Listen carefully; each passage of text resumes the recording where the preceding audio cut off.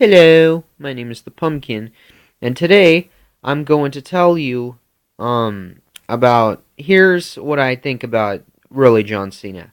Well, actually, I'll tell you what happened today. So, today I'm going to tell you a story. So, today I went to John Cena's house and he was cooking roasted lambs.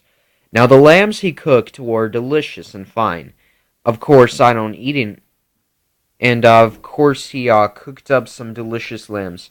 But of course, I don't eat innocent things, so I decided to give the roasted lambs a try. So I did like them indeed, and John Cena was like, "Thank you for thank you for thank you for my cooking. My wife is always with me. She cooks very good. This food is tasty." And I was like, "Do I have to eat an innocent like animal?" And he's like, "Sure. Nobody cares if you eat innocent things." And so I took a bite out of it, and I realized that the first time I tried it, I felt a little bit of sizzling like oil in my mouth, and it kind of started hurting. So what I did was I went to the bathroom, and I quickly found out that the bathroom was already used by somebody. Maybe that was John Cena's wife. So I looked in the mirror, and guess what? Oh my goodness gracious. I found out that my tongue was actually burned off, so I couldn't talk no more. And John Cena was like, "It's like, no joke, you better come with me." And he rushed me to the hospital, and they said my tongue was going to be in pretty good shape until I returned. So I returned, and this other guy, who ends up being a jerk, takes my tongue and uses it, please. And I tell him, "Please don't use my tongue for your tongue." And he's like, he switches out both tongues. So I tell this jerk, "Please don't switch out my tongue because I just want my tongue to be normal." And he figures out that he could use one as well. So instead of me picking up the tongue, he puts the tongue in his mouth and pretends to, kind of like be like, kind of like stick it in his mouth and pretends to hide it. But I find the evidence in his mouth, and I tell him, "Please, oh no no no no no no no no no no no no, you can't steal me, or you can't steal me, or you can't steal from me. That's wrong. That's like theft."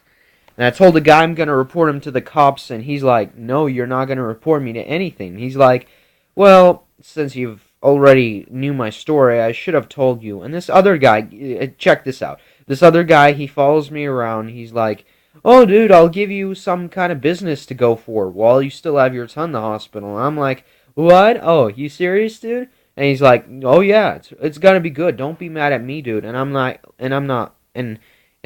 like mad at him, and I'm like, "I'm not mad at you, dude. I just want to explain things very correctly in my kind of term of view." So, in like, I want to explain things correctly in kind of like my term of view, or like my point of view. So, anyways, I'm very sorry to say this, but anyways, so I just go to this guy's house, and I'm like, "Can I please have some cream for my tongue because it kind of, fell out of my mouth?" And he's like, "Sure, you can take whatever cream you want."